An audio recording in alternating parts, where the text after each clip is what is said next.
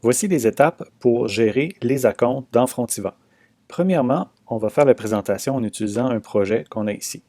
Le projet est de 1680, donc on voit les éléments qu'il compose. On va se rendre dans la section facturation. On va créer une facture comme à l'habitude, comme dans ce cas-ci.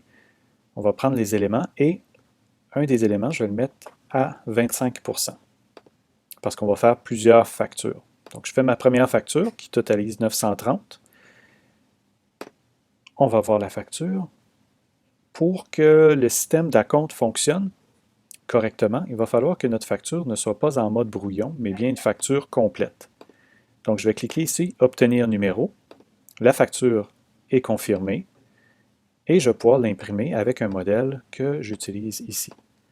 Donc, voici ma facture, ma première. Je n'ai pas besoin d'utiliser un modèle spécifique pour acompte parce que ici, j'ai déjà mon montant et tout. En parlant de modèle, on pourrait quand même créer un modèle spécifique pour acompte où on écrirait en haut le mot acompte.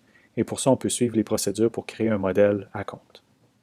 Mais d'une façon ou l'autre, on voit vraiment qu'on a une facture avec le nombre, le montant correspondant. Donc, je reviens dans mon projet. Imaginons que plus tard, le client demande une autre facture partielle, encore de 25%. Je suis toujours dans mon projet. Je vais faire encore une facture. Et Frontiva me propose de facturer la balance, qui est 75. Mais non, je vais dire 25 encore, voilà, pour présenter. Maintenant, j'ai 250. Consulter ma facture.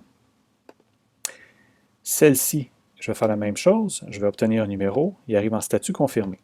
Juste pour présenter le concept, normalement, on n'a pas plusieurs factures dans la même journée.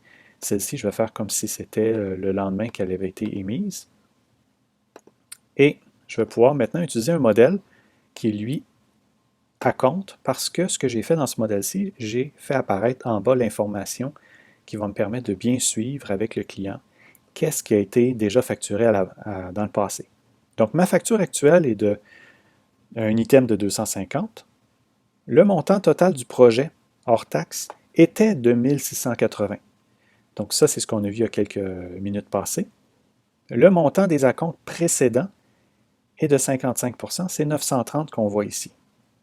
Donc ça, c'est ma première facture, en fait, qui était de 930. Le montant de cet acompte-ci est de 15%.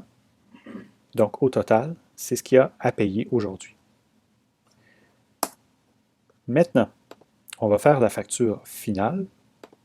Je retourne dans ma section facturation. Je vais faire la même manœuvre, mais cette fois-ci, je vais laisser facturer le 50% restant. Donc voilà, je fais la même manœuvre. Je vais encore cliquer numéro. Voilà, confirmer.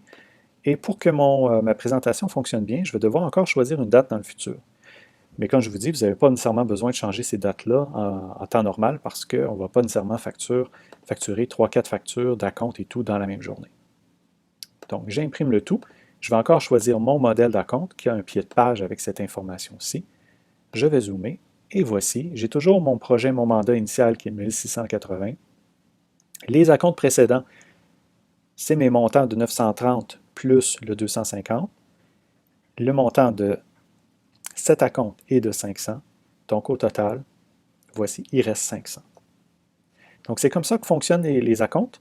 À noter qu'on peut, sur un modèle, on peut changer les intitulés et autres, un peu comme on voit dans le processus pour changer son image, le logo, les colonnes et autres. Donc, voici.